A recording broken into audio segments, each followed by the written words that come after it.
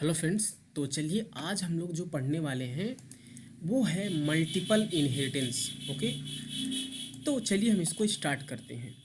तो सबसे पहले देखिए, अच्छा, मल्टीपल इनहेरिटेंस होती क्या है कि एक क्लास जब कई सारी क्लासों को एक्सटेंड करती है, सॉरी इनहेरिट करती है ना।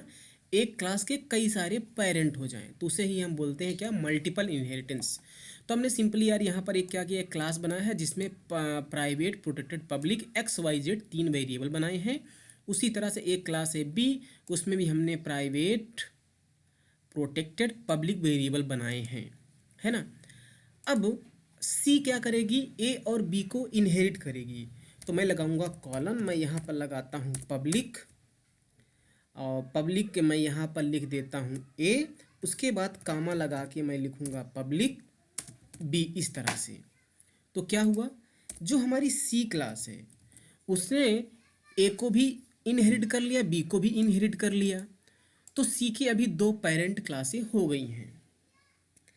अब यहाँ पर आप प्रॉब्लम समझिए कि हमने जो ए क्लास में वेरिएबल्स बनाए हैं एक्स वाई जेड, और बी क्लास में जो वेरिएबल बनाए एक्स वाई जेड, सब दोनों के नाम हमने सेम रखा है ना। अच्छा, अभी के लिए अगर मैं इनको नाम चेंज कर दूं, मैं यहाँ से ए बी सी रख देता हूँ अगर, तो कोई दिक्कत नहीं यार। यहाँ पर क्या होगा, क्योंकि हमने इनहेरिटेंस कर दिया है तो ए के एक्स वाई जेड, बी के ए बी सी सी में आ जाएंगे। अगर आप सी का साइज प्रिंट कर लो तो 24 आपको मिल जाएगा। तो ऐसा करने में यार कोई बहुत बड़ा काम नहीं है। हमने क्या किया है, पब्लिक इनहेरिटेंस किया है। तो पब्लिक इनहेरिटेंस किया है तो जो चीज़ें बी में जैसी हैं वैसे सी में हो जाएंगी, जो चीज़ें ए में जैसी हैं वैसे सी में हो जाएंगी।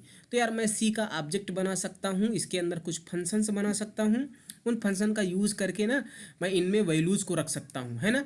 पहली बात आप बताइए कि सी के अंदर कौन कौन सी, जैसे यहाँ पर हमारे पास 6 वेरिएबल हैं X Y Z A B C, तो सी के अंदर मैं कौन कौन से यहाँ पर वेरिएबल हैं, इन 6 वेरिएबल में से कौन से वेरिएबल को सी के अंदर मैं डायरेक्ट एक्सेस कर सकता हूँ, बताइए, कमेंट में आप बताइए।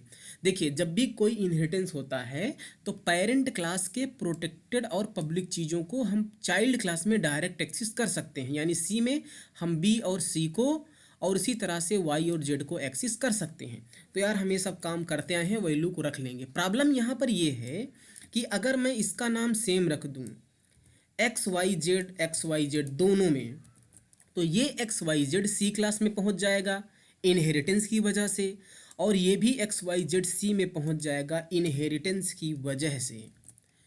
तो यहाँ पर दो दो एक्स, दो दो वाई, दो दो जेड हो गए, तो यार कन्फ्यूजन है ना।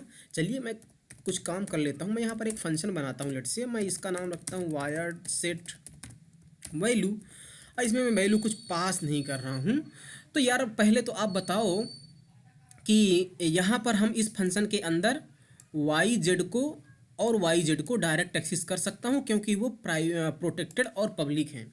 तो अगर मैं यहाँ पर लिखूँ Y equal to 6 and Z equal to 7, and let say मैं एक्स को भी लिख देता हूँ, हालांकि हमें पता है कि प्राइवेट है तो मैं उसको एक्सेस तो नहीं कर पाऊँगा, लेकिन मैं लिख देता हूँ। तो देखिए इरर आ रहा है। इरर क्यों आ रहा है, चलिए एक्स के लिए तो हमें समझ में आता है कि वो प्राइवेट है तो उसको हम सी में एक्सेस नहीं कर सकते, इसलिए इरर आ रहा है। खैर, लेकिन वाई और जेड में क्यों इरर आ रहा है, क्योंकि यार वो दो दो हैं, एम्बिग्विटी आ रही है ना। जब आप क्या कर सकते हो, डिस्टिंग्विश नहीं कर सकते। तो यहाँ पर इरर देखिए, जेड में क्या इरर आ रही है, एम्बिग्वियस, जेड इज एम्बिग्वियस, मतलब दो दो जेड हैं। इसी तरह से वाई में भी यही इरर आ रही है, इसी तरह से एक्स में भी वही इरर आ रही है। हाँ, क्योंकि एक्स भी तो दो है ना। तो इसको हम लोग किस तरह से रिजॉल्व करेंगे, देखिए हमारे पास एक एक्स है जो बी क्लास से आया है, एक एक्स है जो ए क्लास से आया है। एक्स ए क्लास से भी आया है, बी क्लास से भी आया है। तो यहाँ पर एक्स लिखना, वाई लिखना, जेड लिखना किस क्लास का माना जाए, है ना। जैसे हमने वाई लिखा है तो वाई बी क्लास वाला माना जाए कि ए क्लास वाला माना जाए, किस क्लास का माना जाए, यही कन्फ्यूजन है। तो इसको हम लोग दूर कर सकते हैं। कैसे दूर करेंगे, ये बताने के लिए कि ये वाई बी क्लास वाला है, आप क्या करिए, इसके पहले मेंबरशिप लेबल लगाइए। मेंबरशिप लेबल हम लोगों को पता है क्या होता है, क्लास का नाम और स्कोप रिजोल्यूशन ऑपरेटर, 2 बार कॉलन। तो हमने लिखा बी कॉलन कॉलन, तो देखिए यहाँ से एरर चली गई। अब जब हमने B colon colon Y equal to 6 लिखा, मतलब ये वाई बी क्लास वाला है, सिंपल सी बात है ना। उसी तरह से जो ए क्लास के अंदर वाई है, अगर मुझे उसमें वैल्यू रखना होगा तो मैं सॉरी जो वाई ए क्लास के अंदर है उसमें अगर हमें वैल्यू रखना होगा तो मैं ए इक्वल टू 8 ऐसे नहीं लिख सकता, ये एरर देगा। तो मुझे ये बताने के लिए ये ए क्लास वाला वाई है तो मुझे लिखना पड़ेगा ए कॉलन कॉलन वाई, है ना। उसी तरह से जेड के लिए भी आप समझिए कि मुझे लिखना पड़ेगा बी कॉलन कॉलन जेड, है ना। तो बी के जेड में 7 चला जाएगा। अगर मैं चाहता हूँ कि ए के जेड में कुछ वैल्यू जाए तो मैं लिखूंगा ए कॉलन कॉलन इस तरह से 9, है ना।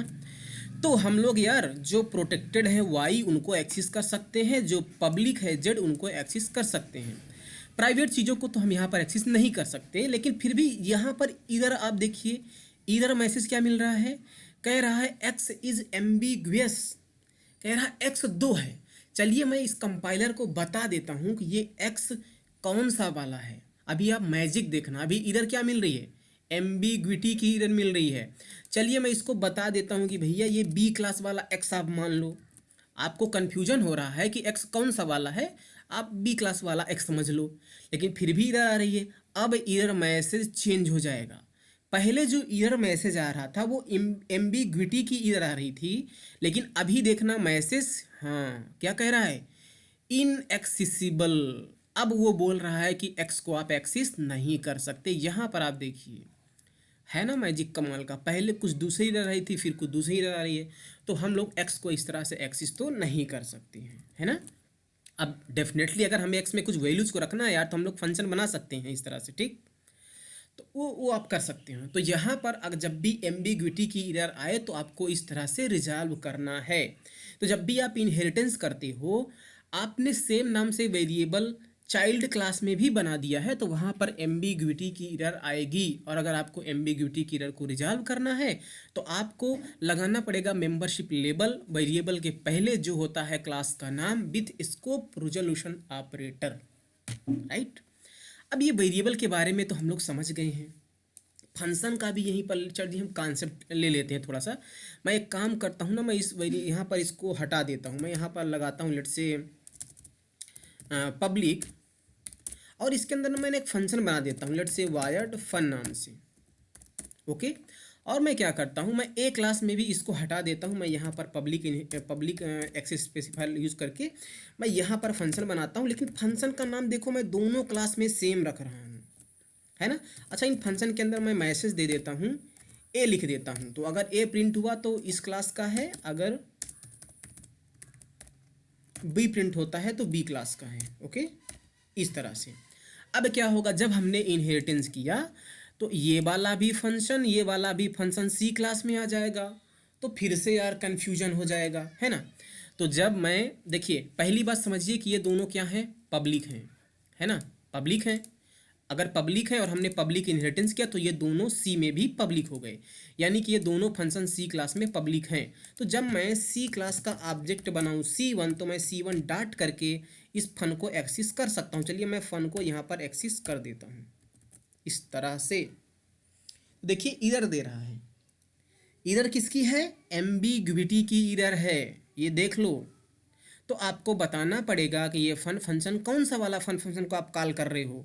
तो कैसे बताओगे, क्लास का नाम विथ स्कोप रिजोल्यूशन ऑपरेटर, तो डॉट के आगे आने के बाद आप लिखोगे कि ये बी क्लास वाला फंक्शन है, बी डबल कॉलन, इस तरह से लिखोगे आप सी, और फंक्शन को जब ऐसे कॉल करोगे तो ये एरर देगा। आपको बताना पड़ेगा कि ये ए क्लास वाला फंक्शन है, इस तरह से। समझ बात आई। तो पहले बी क्लास वाला फिर ए क्लास वाला प्रिंट होगा, है ना। ये देखो बी पहले प्रिंट हो रहा है फिर ए प्रिंट हो रहा है ना।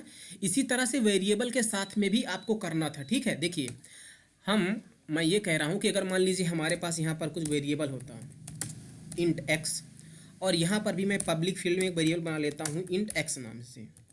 अब क्योंकि ये एक्स पब्लिक है, पब्लिक इनहेरिटेंस करने पर वो एक्स यहाँ पर भी पब्लिक हो जाएंगे सी क्लास में, और अगर सी क्लास में पब्लिक हो गए तो सी के ऑब्जेक्ट का यूज़ करके हम एक्स को भी एक्सेस कर सकते हैं। तो मैं लिखूँगा C1 डॉट अब यहाँ पर अगर मैं एक्स लिखूंगा तो ये एरर देगा, ऐसे क्यों एरर देगा, एम्बिग्विटी की एरर।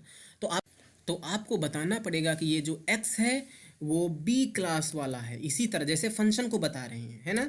आप लिखेंगे C1 डॉट एक्स और लिखेंगे 8 तो ये एरर देगा, आपको बताना पड़ेगा कि ये ए क्लास वाला एक्स है, इस तरह से, है ना। समझ में बात आ रही है। और अगर आपको जो आपने वैल्यू यहाँ पर 7 और 8 रखी बी और ए के एक्स में, अगर आपको उनको प्रिंट करना है तो आप यहीं पर सी आउट लगा लो, क्योंकि वो भाई पब्लिक है, तो पब्लिक चीज़ों को मैं बाहर से एक्सेस कर सकता हूँ। मैं लिखूँगा C1 dot B double colon X, है ना। इसी तरह से space C1 dot A double colon, देखिए सजेस्ट कर रहा है एक्स, है ना, इस तरह से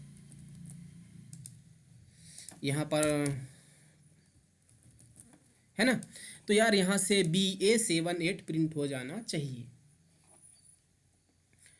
तो ये देखिए यार B8 और 7 BA78 प्रिंट हो गया है। ओके, तो आई होप आपको ये समझ में आएगा। तो याद रखना, जब भी अगर आपने ऐसा काम कर दिया है कि चाइल्ड क्लास में भी आपने सेम नाम से फंक्शन या वेरिएबल बना दिया है, तो एम्बिग्विटी की इधर आएगी। और कैसे सॉल्व करोगे, क्लास का नाम विथ स्कोप प्रोजेक्शन ऑपरेटर, है ना। और ध्यान रखना, जब ये क्लास के बाहर से काम करते हो तो डॉट के आगे लगाना पड़ता है, यहाँ पर देख लो। आई होप आपको ये समझ में आया होगा। इसके बाद हम लोग पढ़ने वाले हैं हाइब्रिड इनहेरिटेंस, जो बहुत ही तगड़ा है। तो पढ़ेंगे यार हम लोग, समझा देंगे, मैं आपको समझा दूंगा, आपको कोई टफ नहीं लगेगा क्योंकि मैं पढ़ा रहा हूँ। ओके, तो आई होप आपको ये समझ में आया होगा। Thank you so much, bye bye.